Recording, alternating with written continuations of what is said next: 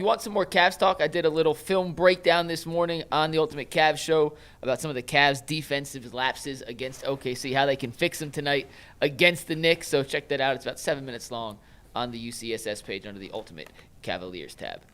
All right, guys, we're going to talk a little football, and I need to read a text from one Tyvis Powell that came in yesterday. And I quote from Tyvis Powell, "I'm now in the camp that the Browns should take Lemon and an OT. And I could be talked into double tackles with the first 2 picks." Tyvis, as the camera slowly zooms in on you, great work, Steve. Why are you now in at Makai Lemon at 6? Because there's no chance in hell he falls to 24. Yeah. The reason that I'm all in on Lemon is for a few reasons. One, I was doing some research. Obviously, me and G. Bush watched the tape. And even G will tell you, like, his tape is really good. Like, he's a really, really good productive player. And for some odd reason, the more I watch his tape, the more I just feel comfortable with the fact that I believe you can't miss. Like, I think that he is going to be a really, really good wide receiver in the NFL. And I love the fact that he plays the slot. And then I started thinking about the Browns, and then I started thinking about the future. See, you can't fix the Browns in one offseason. Everybody can say, we can try to do this, that, and the third, but I just don't think the Browns can be fixed with just this one offseason. I think I'm building towards the future. So we got Jerry Jeudy already on the outside. We got Harold Fannin at tight end. What if we put Makai Lemon at that slot? Then I thought about Ty Monken, Zay Flowers. Zay Flowers plays the slot. Very good, excellent wide receiver, very productive. So Ty Monken is fresh with knowing that if I got a slot receiver that can be good, that's where I want to eat. Him and Harold Fannin across the middle, like, you feeding families with stuff like that. Stop playing with me. Then I was looking on IG, and I seen this post that McNuggets is about to put up that showed, like, the comps for all the receivers of Makai Lemon. So they said at Makai Lemon's best, he's Amon-Ra St. Brown. If he's just medium, he just reaches the medium potential, he's Jordan Addison. And at the lowest floor is Wan'Dale Robinson. All great. I take all of that. That is great. Then I looked at Cardinal Tate, because it's always about him or Cardinal Tate at 6. And the comparisons for Cardinal Tate is this. Whenever Steve gets to it, take it full, Steve. Oh, you wanted all 3 of those in there. I thought you just wanted Lemon. This man. Anyways. Excuse us. That is our fault, Tyvis. I will tell you what you said. Hold on. That's my bad. Hold on. Flag on the play. Cardinal Tate had a high of George Pickens, a medium of Calvin Ridley, and a low of Corey Davis. There's a flag on the play. Bring that back. There's a flag. Listen, we're going to huddle up about this one. We got illegal emphasis in chair, 15-yard penalty. Spot foul. I thought I specified it. No, you want to see what I said to him? You said take fool with 2 L's in it. You was like, take fool. Look, I'm like, what I said was, I need this for Cardinal and Lemon today. No. That's what the text said. No, the graphic was fine. No, it wasn't. Whatever It was a 2-part graphic. It was a 2-part graphic. No, the other part of the graphic. The other part of the graphic where you said take it full, that was way. It's on us, Tyvis. Yes. You clarified. We messed it up. That's my apologies, sir. There you go. You can continue. He done lost it now. Anyways, I just think that, make a long story short, I think that the floor is higher for Makai than it is for Carnell. And I think Carnell is going to be a great wide receiver in this league. But I also then thought about what comes out next year. And you got Jeremiah Smith, you got Cam Coleman. There's some names that's coming out next year also in the draft that I feel like they're not slot guys. Only certain players can be that slot guy. And then you think about JSN, works really well in the slot. Was outside, but also did his damage in the slot. You think about Puka. Puka does his damage in the slot. Justin Jefferson's damage in the slot. All these guys. Amon-Ra St. Brown is a slot guy. Like, to me, that slot guy has become the X factor on a lot of these offenses. When these offensive coordinators truly want to cook up, they truly cook up by putting their best player in the slot. And I feel like, yes, Cardinal Tate can do it, and he's done it. But Makai Lemon, that's what he was born to do. So to me, I think that it can be great with him, Judy, because that'll free Judy up, and you got Harold. So to me, that's 3 weapons that I think can be really good for this offense. That's my personal opinion. So here's the tough part. Yes, the Browns are going to draft based on what Todd Monken's offense is probably going to look like. So if you're taking a guy like Makai Lemon, that means that you're looking at an opportunity that they want to accentuate the middle of the field. They want to exploit the middle of the field, and he's by far the best guy as a slot receiver to do that. The problem is this. It's not really a problem. I think Harold Fanning Jr. is going to work that area. Last year, the Cleveland Browns used Fanning out wide. They used him in the backfield as a fullback and snuck him out. They used him as an inline tight end. They use him a lot in the gravedigger positions out there wide with the tackles. So I think that Harold Fanning is going to be definitely a guy that they use working in the seam. And just look at what Mark Andrews, does for the Ravens. I think they're going to try to use him more like that. So I'm not going to say it's redundant, because if they take Makai Lemon, I love him. When you talk about he's the type of dude that if you just look up tomorrow and he's playing for a team, who do we say if he goes to that team, it's just going to be a problem? Steelers. If he goes, say for instance, if he played for the 49ers.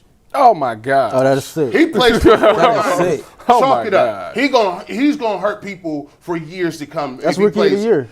That's the type of offense he would be great in. Now look, But I think he'd be fine in this offense. I do too. I'm gonna tell you why. Because outside of Harold Fanning, who was the other guy that Shador liked to get the ball to? Bond. Bam. I keep Bam. So if that's the case, but Bond was only good for what? One trick pony. That's what I'm saying. For some odd reason, Shador likes to work with the outside thing. He will get it out there, but like he liked the slot and that tight end. He liked to work that middle right there. Yeah. So with that being said, why would you not get a guy that wins consistently on the inside? I just think, but if that's the focal point of the you offense, still got Judy out there. The thing about Cardinal Tate is though too, he do it easy. It's like we ain't got to worry about whether there's an adjustment at any time. You put him on the field, he's ready to go run all your routes today. You said the same thing about Makai Lemon. I know, but he has a little more. So I think he has more deep ability. The way he run his deep routes, he has the best deep threat ability in terms of. Oh, he's by far the best deep threat in the draft. Yes, and the way he catches the football, and he is a hands catcher, and he's sneaky athletic. Now I think this will play a lot into it. Jordan Tyson, we haven't talked about it as well. Oh, we broke that film down. But we had him number 1, and we moved him to number 3.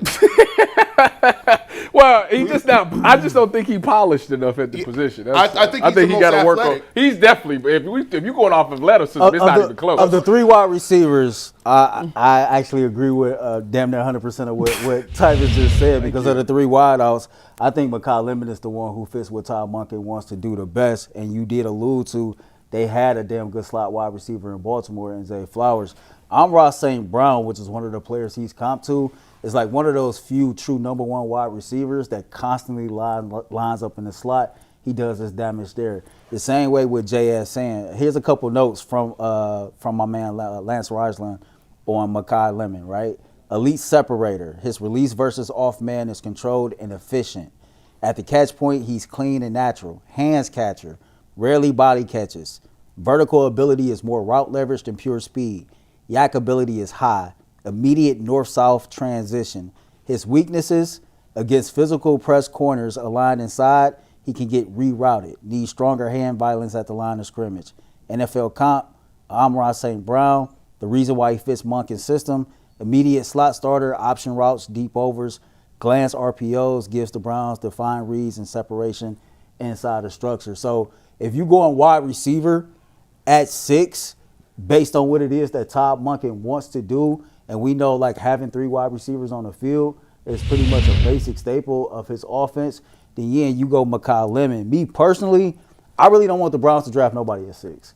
Like, the more and more I think about it, you said, 2 offensive linemen. I'm kind of in that cap of get me 2 offensive linemen. And I did this on the show Saturday. The one person I want the Browns to throw the most money at in free agency is Tyler Linderbaum. I think that Tyler Linderbaum will. Well, just let me dream. I just seen dream? Baltimore's GM come out and say can I dream that they bit, extended him the market value offer. Oh, well, he ain't accepted nothing. He ain't accepted nothing. So, hypothetically, if we can get a Tyler Linderbaum, I think that will stabilize your entire offensive line. It's something about having an all-pro center in the middle and being able to build up off of that, right? Hopefully, you will get like a Joe Bitonio to come back and play another year. I heard that he do like the Browns offensive line coach, George Warhop, right?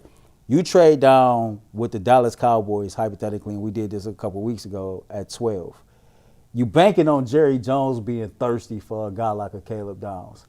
And I feel like if you drop from 6 to 12, Makai Lemon very well still might be an option for you there. Or you can get the best available interior offensive lineman or tackle. And I heard you made some great points last week. The guard position is one of those positions. You can find a damn good guard later in the draft. But my man, Vega Iwanai, I worked on his last name. I didn't want to mispronounce it. The interior guard from Penn State is arguably the best overall interior lineman in this entire draft. And I just feel like, man, if we want to get a true assessment of whomever the quarterback is, if we want the opportunity to be able to run the football, this wide receiver class is deep as hell. You might miss out on Lemon, but you getting the best pure guard at 12. You possibly getting you another first-round pick in 2027. And who's to say that, a wide receiver that's not capable, that's more than capable, isn't available to you at 24. Y'all been doing a great job breaking down these wide receivers, but bro, like a Christopher Bell, for example, out of Louisville, is a dude that was like, all right, second round, maybe that can be somebody that you look at, or Omar Cooper Jr., one of those cats. But I'm just, I'm hell bent. Wait a minute, ain't that our matchup this week? Chris Bell versus It is. It's Chris Bell versus Carnell. Yeah. We might as well just skip that. Chris Bell got nice tape. He looked great against Miami. He got one game. He looked great against Miami. That's about it. I'm gonna tell you this. Hey, I know it's January. What is it? We almost February. February. We about to get to March. I get what y'all saying. We'll know. Listen, he gonna put his hand down and run that 40. What is it? Saturday? Yeah. Under no let me just tell y'all something. Under no circumstances will I get 2 linemen. No. You could have 1. We're going to do that. We're going to get 1. And maybe some later on. But I must come out of this draft. In the first round? With one of these 3 receivers. In the first round? All right, so let me ask you this being realistic, right? Being realistic, what's more likely for Andrew Berry? To trade for a wide receiver or draft one in the first round? Well, who you gonna trade for? Who you trade for? Which one you want? Who up for sale? Cause Borden kind of sold me on this Brian Thomas Jr. thing, and the new GM don't really want nothing to do with any player that was drafted by the previous GM. And Andrew Berry been fleecing the Jacksonville Jaguars all 2025. Maybe he can run it back. Well, it's 2026. I don't think. Just think about it though. The Browns got 4 picks in the top 100. We got 3 fifth-round picks, 1 6th, 1 7th. How realistic is it that Andrew Berry is going to keep all those damn fifth-round picks? And we know the going rate for wide receivers. If I can't name like the wide receiver offhand, I'm pretty sure dudes is going to come available. Keon Coleman might be available, et cetera. I just don't think them is all. And who was the last receiver to get traded for a first-round pick? It's been a minute. Last receiver. Let me research. Hold on. I feel like they don't go for first-round picks. Listen. Was A.J. Brown the last one? Man, you could realistically I feel like you don't need to give up and a 4. I don't feel like you need to give up a 1. True. So if that's the case, why go get Brian Thomas and I just don't listen. I'm not finna gas myself up on Andrew Berry taking a wide receiver. Man, that man. This is what you should do. He gonna go realistically. He gonna go defense with that second pick. Realistically, this is the best case scenario for the Browns. They pick up on draft day. They pick the phone rings. And it's Cincinnati saying, hey, we want to trade you the first-round pick for you to go to 10, and we'll give you 1 next year or 2 this year, whatever. and they take Caleb Downs, and at 10 you get Makai Lemon. That to me is the best thing that can happen for you. I'll let y'all know it's cool. If they want to trade down, and cool, like yeah, we gonna play these games and we gonna get this Makai Lemon. He better be there. I'm telling you that It's right three now. names. It's 3 names. It's 3. Tyson, Tate, Makai Lemon. You better come away with one of them. Let me just tell y'all something. See, this is the problem. I tell people this all the time. What happens with the Cleveland Browns and how we get down is you will talk yourself into the same thing year after year after year. I've been wanting a receiver before UCSS was even on air. I've been wanting a receiver. Think about this. They tell me, oh no, G, we got Donovan Peoples-Jones though. DPJ. We got DPJ. He about to be up. We don't really need. In the league? We don't really need No, that. I don't think he is. We got Judy and we got Cooper, so we don't need. Listen, you're gonna have to draft you a receiver. Here's what I'm gonna tell you. Operation Stockpile. Back. Listen, forget them talk about we need linemen. I might take 2 receivers. I need 2 receivers. Let Casey Concepcion be hanging around in the back end. You can't do that because if you go get then you can't get Makai if you get they play the same receivers. I said 3. There's 3 names. So you taking Tate and KC. Bro, if you give me them 2, I'm ready to cook. Like, you got to give, this is the thing, whatever quarterback you got, it's time out, Cleveland Browns fans. Let's do a nice little trip down memory lane. You name me a star-studded receiver. Josh Gordon. Besides him, because he couldn't even sell his still. I got him. Nah, Josh Gordon is Braylon Edwards in 2008. That is a one-hit wonder. Hey. You could go back. 07 Braylon was stupid, wasn't he? You've always had mid-sauce receivers. Kellen Winslow. That 1 year and Kevin Johnson. Mid-sauce, Quincy Morgan. mild sauce. Dennis Northcutt. Oh my goodness, he was regular plain wings. He had zest seasoning, Lawry's on that. Amari Cooper. Listen, we got here and got 1 year out of him. Who? What? Amari. We got like 3.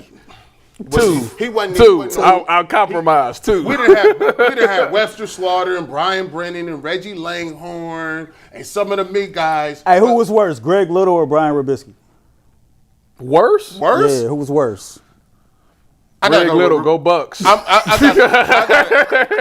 Little, go Bucks. Hey, Robisky's father was a wide receiver coach, so my man couldn't get off the line. He couldn't get off the line. Greg Little physically was the most gifted receiver, and he did everything right, but the final part. This is catch the ball. This is the thing, and I'll be trying to get to this, and this is the problem. Terrell Pryor, now what? I'll be 1,000 yards. I'll be telling people this all the time.